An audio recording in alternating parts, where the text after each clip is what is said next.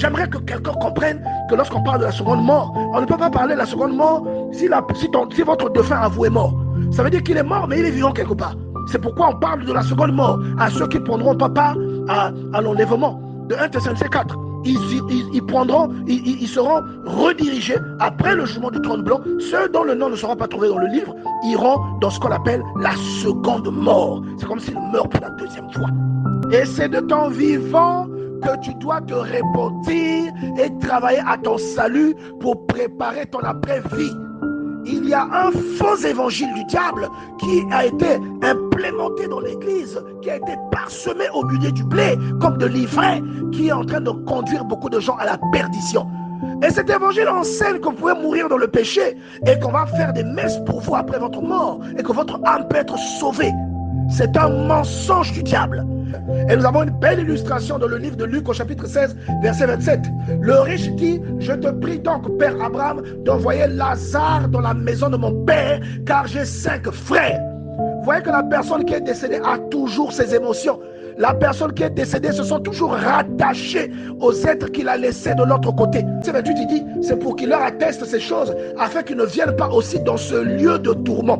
Vous comprenez que lui, là où il est, c'est trop tard pour lui. Ouais. Vous comprenez que pour lui, c'est fini. Il ne peut plus faire autrement. C'est trop tard. Poussez vos proches à la repentance. Demandez à vos proches de rechercher le salut. Autrement, ils pourront voir votre position lorsque vous serez dans le lieu de gloire, lorsque vous serez dans le sein d'Abraham. Et eux, depuis le lieu de tourment, ils vous verront. Une personne décédée est consciente. Et ce monsieur est conscient que ses frères sont peut-être en danger parce qu'il mène un mode de vie qui ressemble à celui que lui il avait. Et à cause de ce mode de vie, lui il a été orienté vers le lieu de tourment. Donc le Seigneur veut expliquer à quelqu'un ici que c'est de ton vivant, que tu prépares l'itinéraire du lieu où tu iras. Donc les personnes que vous perdez sont des personnes qui sont toujours vivantes, mais qui ne sont plus de ce monde-ci. Et même le Dieu que vous priez, ce Dieu-là est vivant, mais pourtant il n'est pas de ce monde-ci. Vous voyez, ce n'est pas parce que quelqu'un n'est pas de ce monde que cette personne n'est pas vivante. Elle est toujours vivante. Les anges que certains voient ne sont pas de ce monde, mais ils sont bien vivants. Et les gens peuvent bien les voir. Un proche à vous décède. Si c'est un proche qui a été pieux, vous savez qu'il va aller retrouver le Seigneur. C'est pourquoi il dit au verset 23, je suis pressé des deux côtés. J'ai le désir de m'en aller et d'être avec Christ, ce qui de beaucoup est le meilleur.